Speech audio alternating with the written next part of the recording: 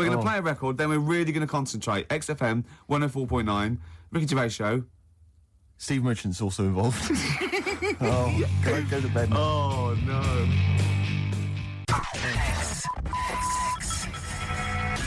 Now, it's Steve's birthday. It's XFM 104.9. He's 27. Yes. Happy birthday. Thanks. Can I tell you one of the best presents I ever had?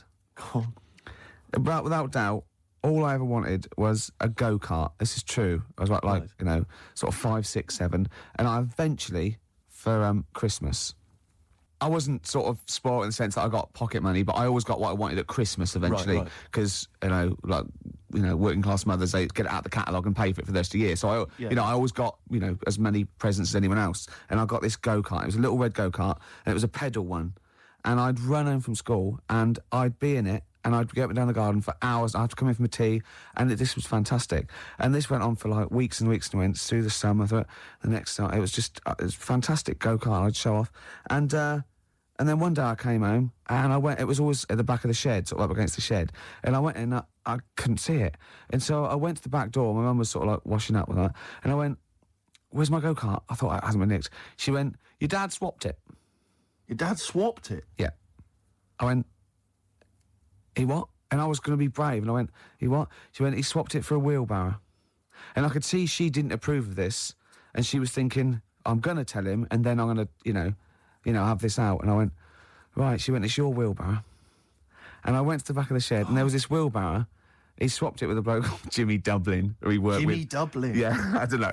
I think he was a respectable member of the community. He was fine. It was his lively. No, I think he was an Irish gentleman, and that's why we called him. That's why I don't know what his real name was.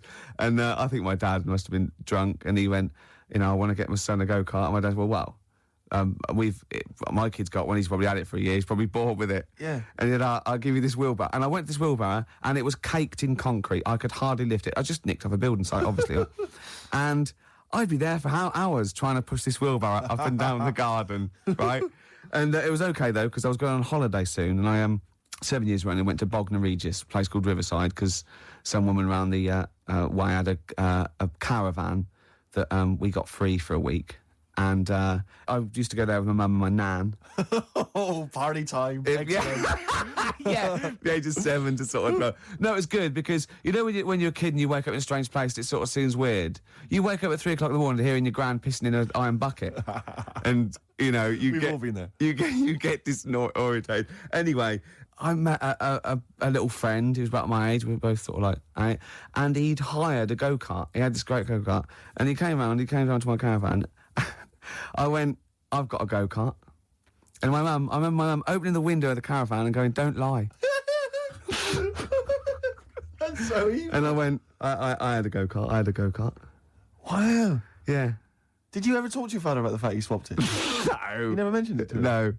No. You still got that wheelbarrow?